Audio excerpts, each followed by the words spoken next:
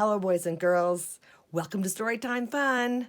I dedicate this next book to my grandchildren, Ethan, Denver, Summer, and Violet, whom I cherish.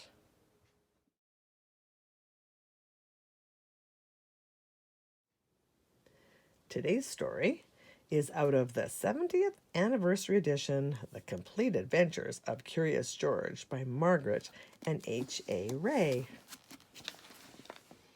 Today's story is called Curious George Goes to the Hospital. This is George. He lived with his friend, the man with the yellow hat. He was a good little monkey, but he was always curious. Today, George was curious about the big box on the man's desk. What could it be? George could not resist. He simply had to open it. It was full of funny little pieces of all sorts of shapes and all sorts of colors. George took one out. It looked like a piece of candy. Maybe it was candy. Maybe he could eat it. George put the piece in his mouth. And before he knew, he had swallowed it. Oh. A while later, the man with the yellow hat came home. "Why, George," he said, "I see you have already opened the box with the jigsaw puzzle. It was supposed to be a surprise for you. Well, let's go to work on it." Finally, the puzzle was finished. Well, almost finished. One piece was missing. George in the yellow hat. The man looked for it everywhere, but he could not find it. "That's strange," he said. "It's a brand new puzzle. Well, it cannot be helped. Maybe we'll find it in the morning. Let's go to bed now, George." The next morning, George did not feel well. He had a tummy ache and did not want to eat his breakfast. The man was worried. He went to the telephone and called Dr. Baker. "I'll be over as soon as I can," said the doctor. First, Dr. Baker looked down George's throat and felt his tummy. Then he took out his stethoscope and listened. "I'm not sure what's wrong," he said. "You'd better take George to the hospital and have an x-ray taken. I'll call them and they'll know you're coming." "Don't worry, George," said the man when they were driving to the hospital. "You have been there before, when you broke your leg. Remember how nice the doctors and the nurses were?" George held his big rubber ball tight as they walked up the hospital steps. A nurse took them down a long hallway to a room where she gave George something to drink that looked white and tasted sweet.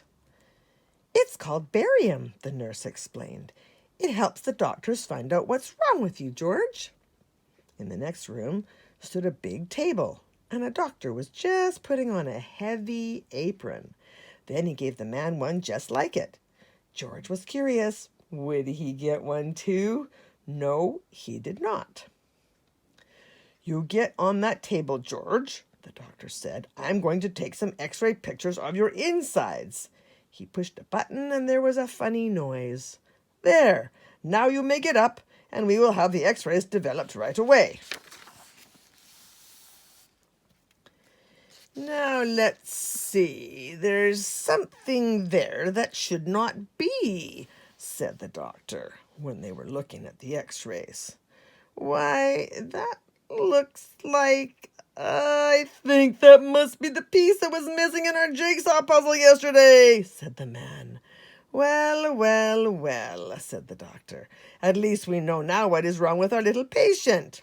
I'll tell Dr. Baker right away, and George will have to stay in the hospital for a few days. They'll put a tube down his throat to get the piece out.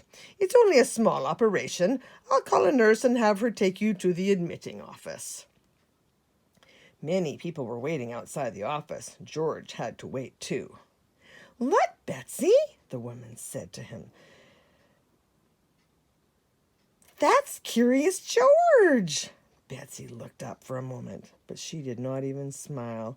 Betsy had never been to the hospital before. She was scared. Finally, it was George's turn. A pretty young nurse took him to the next room. My, how many rooms and how many nurses there were. One nurse wrote down a lot of things about George, his name and his address and what was wrong with him. Another nurse put a bracelet around his wrist. It has your name on it, George, she said, so that everyone knows who you are. Then the pretty young nurse came back. My name is Carol, she said. I'm going to take you to your room now.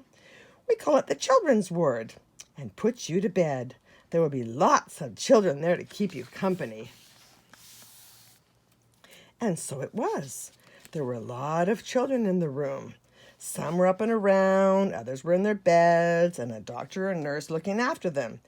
Dave was having a blood transfusion. Steve had his leg bandaged and was sitting in a go-kart. We call those wheelchairs now. Betsy was in bed looking sad. George got the bed next to Betsy. George was glad when he was in his bed at last. His tummy was hurting again. The man sat with him for a while. Now I'll have to leave you, George, he finally said.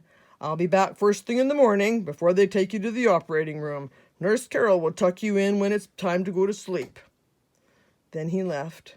George just sat there and cried. As he had promised, the man was back early the next morning. The nurses were keeping George very busy. One nurse was taking his temperature, one was taking his blood pressure, one was giving him a pill. To make you sleepy, George, she said, and one was getting ready to give him a shot. It's gonna hurt, George, she said, but only for a moment. She took his arm and George let out a scream. But the needle hasn't touched you yet, she said, laughing. There, now it's done. That wasn't so bad, was it? No, it really was not. And anyways, it was over now. By the time the attendant came with the stretcher to wheel him to the operating room, George was getting sleepy. He tried hard to stay awake. He was so curious to see what would happen next. He could see a big table with bright lamps over it, and doctors and nurses all around. They had caps on their heads and masks over their faces, only their eyes were showing. One of the doctors winked at George and patted his head. It was Dr. Baker, who had been to the house when all this had started. He looked funny with his mask on, and then George was fast asleep. When George woke up, he did not know what had happened. He did not even know where he was. Then he saw Nurse Carol. It's all done, George, she said. They got the piece out. In a day or two, you will be running around again. The man had brought him a picture book, but George felt sick and dizzy. His throat was hurting too. He was not even curious about the new book. He closed his eyes again. We'll let him sleep, said Nurse Carol. The more he sleeps, the better. The next morning, George felt better. He even ate a dish of ice cream. Dr. Baker came to see him, and the man, of course, came too. Betsy was watching him from time to time. She seemed a little less sad, but she still did not smile.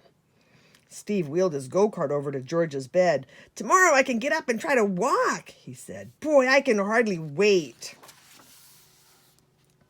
I'll take you to the playroom now, George, Nurse Carol said the next morning.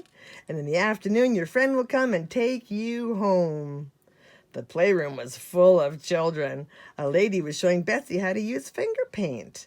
There were all sorts of things to play with and even a puppet theater. And that was just the thing for George. He had 4 hands, so he could handle 4 puppets at the same time.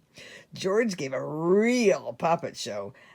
With a dragon, a clown, and a bear, and a policeman. The children laughed and shouted, and even Betsy, for the first time, smiled a little.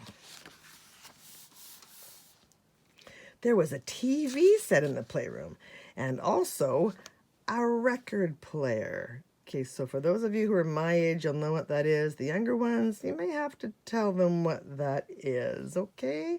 They'd see one for sure in a museum. George was curious.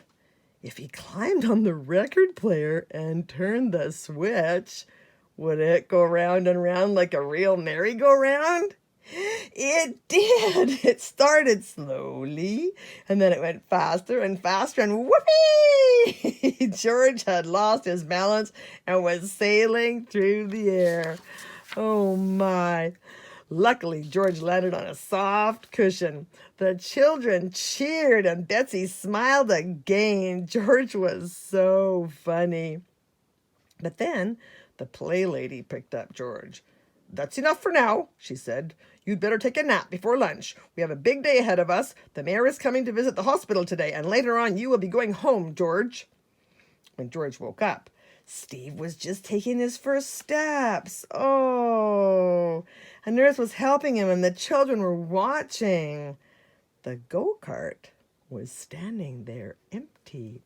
Ooh. George was curious. He looked at it and then he climbed into it. Oh my. Then he grabbed the wheels, and then while nobody was looking, he wheeled the go-kart right out of the room. George could make the go-kart go very fast. This was fun.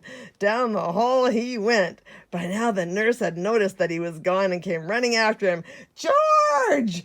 George!" she shouted. But George was too excited to listen. He wheeled around the corner and down the ramp to the floor below, where some men were busy pushing lunch carts, and a lot of doctors and nurses were showing the mayor around.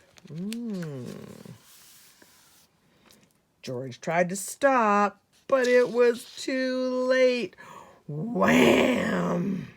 The go-kart landed right in the middle of everything.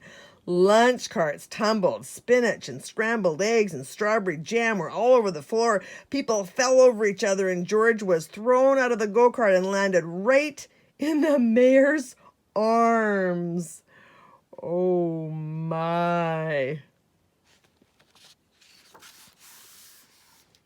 What a mess it was.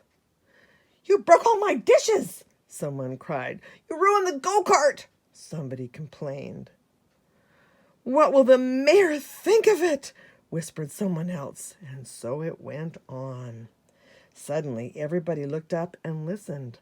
From above came happy laughter, and there stood Betsy, laughing and laughing and laughing. Then the children joined in, and the mayor started laughing, and finally everybody was just laughing and laughing. Everybody, that is, except George. Betsy came running down the ramp and threw her arms around George and kissed him. "Don't be sad, George," she said. "The whole thing was so funny. I never laughed so much in my life. I am so glad you were in the hospital with me." Now the director of the hospital spoke. "I am sorry this happened, Mr. Mayor," he said, "but I think we'll just clean up the mess and be done with it. George," he went on, "you've made a terrible mess, but you also made our sad little Betsy happy again, and that is more than any of us has done.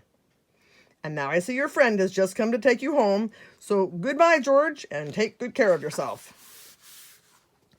The children crowded around the windows, waving goodbye when George and the man with the yellow hat were leaving the hospital.